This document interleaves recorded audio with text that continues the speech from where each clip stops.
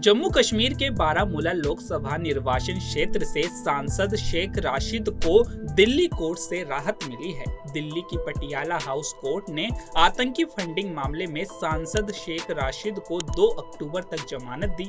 जमानत मिलने के बाद बारामूला में अवामी इत्तेहाद पार्टी के कार्यकर्ताओं ने आपस में मिठाई बांटकर जश्न मनाया। इस फैसले के बाद भाजपा और नेशनल कॉन्फ्रेंस ने एक दूसरे पर जुबानी हमले किए। देखिए, इंजीनियर साहब को अपनी ओथ लेने के लिए एमपी जब वो बने तब उन्हें इंटरिम बेल नहीं दी गई अपनी ओथ पढ़ने के लिए। उन्हें बारामूला जहां के वो एमपी बने वहां का एक काम करने के लिए उन्हें बेल नहीं दी गई, लेकिन असेंबली इलेक्शन से बिल्कुल 10 दिन पहले उन्हें बेल दी जाती है।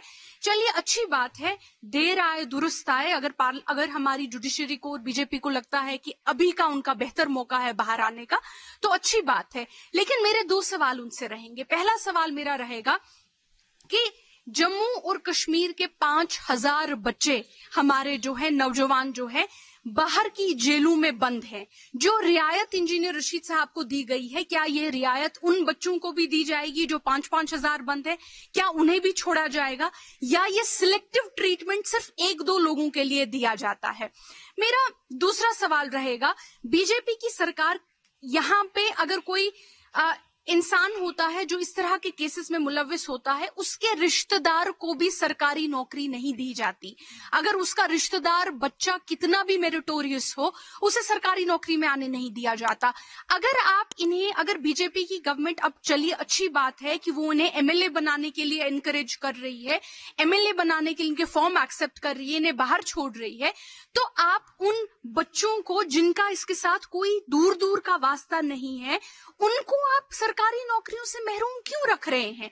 जब इंजीनियर रशीद साहब के अगर भाई आज एमएलए बन सकते हैं, इलेक्शन अपना फॉर्म भर सकते हैं, तो अगर वैसे ही हमारे बच्चे हैं नीट में बेचारे 500-500 पॉइंट्स लेके बैठे हैं, उनको आप सरकारी नौकरी नहीं लेने देते। आप उन्हें कहते हैं कि आपका तो फलानी चाचे का चचा आपका मिलिटेंट था, उसको हम नहीं दे सकते हैं।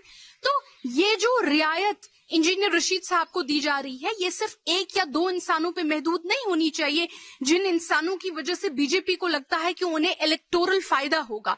ये रियायत जो होनी चाहिए, ये जम्मू और कश्मीर के उन 5000 नौजवानों के लिए होनी चाहिए और उन अनगिनत नौजवानों के लिए होनी चाहिए जिन्हें सताया जाता है पासपोर्ट वेरिफिकेशन के नाम पे, लाइनों के नाम पे, और इस बात पे कि आपका दूर दराज का कोई मिलिटेंट था। देखिए, इंजीनियर रशीद साहब को इंटरनल बेल मिलना ये कोर्ट का मामला है। कोर्ट ने उनको बेल दे दी, हमें कोर्ट के फैसले का एहतराम करना चाहिए।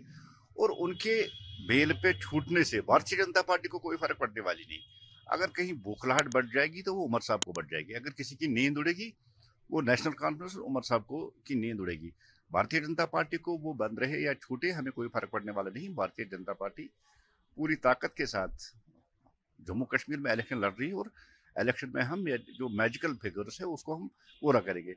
लेकिन जहां तक लगता है कि शायद उमर साहब इस फैसले से अपसेट होंगे और उमर साहब की नींद भी शायद आजकल खराब होगी कि इंजीनियर रशीद साहब वापस इंटरनल बेल पर रिहा हो गए।